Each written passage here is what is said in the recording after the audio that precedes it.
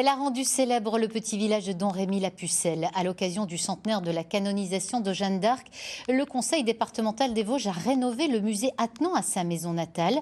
Un véritable lifting en termes de scénographie, d'éclairage pour mettre en lumière une période peu connue de Jeanne d'Arc, sa petite enfance. Éric Molotov, Didier Bert.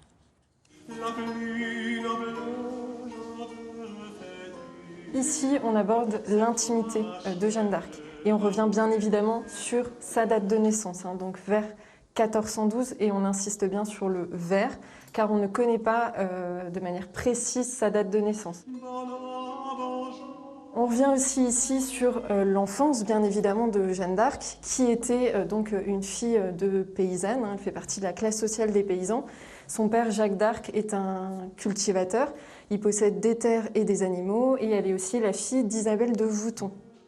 C'était une demande du public, mieux connaître la Jeanne d'Arc d'avant la chevauchée et la geste historique, frôlant souvent le cliché.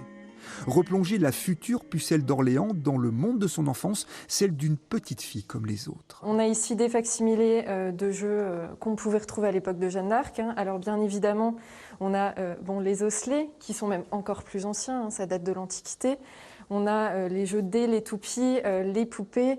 On voit bien évidemment que tout est en matériaux très très simples. En fait, on récupère tout ce qu'on peut. Rien que les osselets sont faits à partir des os des pattes arrière des petits moutons. Une enfant vivant dans une région frontière ravagée de guerres intestines. Une époque où l'éducation des filles était réduite à sa plus simple expression, se marier et enfanter. À l'époque médiévale, si on est noble ou si on est enfant de paysan, ce n'est pas la même chose. On n'a pas le même accès à l'école et c'est identique entre les petits garçons et les petites filles. On sait par exemple que Jeanne n'a jamais été à l'école, ce qui n'était pas le cas de ses frères.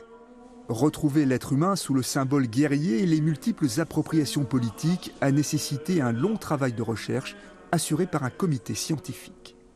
Toutes ces personnes-là, d'éminents chercheurs, ont énormément travaillé et ont réuni divers documents qui nous ont permis de construire en fait les textes du nouveau parcours, textes qui ont été validés par ce comité scientifique et qui nous permet aujourd'hui d'aborder ces questions qui étaient jusqu'à présent restées plus ou moins en suspens ou peu abordées par d'autres sites.